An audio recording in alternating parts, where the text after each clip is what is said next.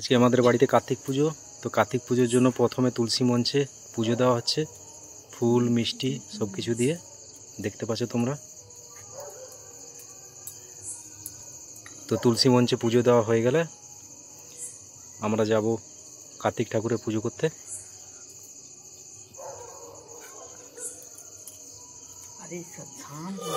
দেখতে পাচ্ছ তো।